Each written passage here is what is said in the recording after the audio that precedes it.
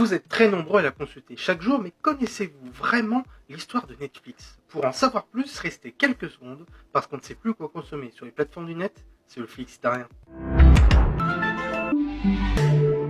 L'entreprise est née de l'esprit de Reed Hastings et de Mark Randolph en 1997, c'est-à-dire un an avant Google. Une époque où utiliser de la bande passante coûtait encore beaucoup d'argent, mais les lecteurs DVD sont en pleine expansion. Les deux fondateurs mettent alors en place un système d'abonnement de location DVD pour seulement quelques dizaines d'euros mensuels. Chaque abonné recevait leur DVD qui étaient envoyés les uns après les autres une fois le précédent rendu. Après plusieurs années où les deux associés étaient prêts à vendre leur société étant lourdement endettés, nouveau coup de génie qui ne sera pas le dernier pour Reed Hastings. Créer un outil de recommandation. Oui, vous savez, vous recommandez à 96%. Eh bien, ils existaient déjà plus ou moins avec cet algorithme qui a fait son travail et qui a permis de sauver l'entreprise.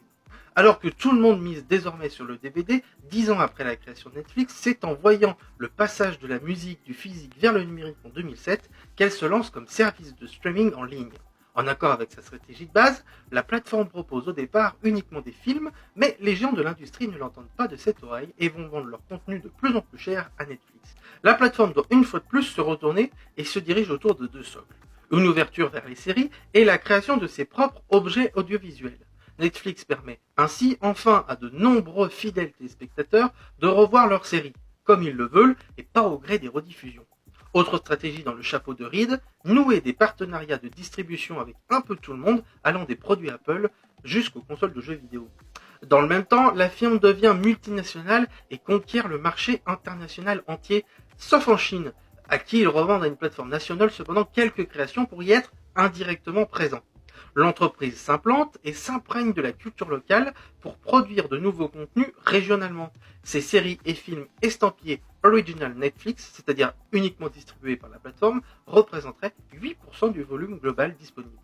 La première du nom est évidemment House of Cards en 2013 et leur permet alors d'exploser. Un succès qui n'a pas été oublié puisque le fameux To Doom que vous entendez avant chaque épisode vient de la série avec ce point sur la table de Frank Underwood.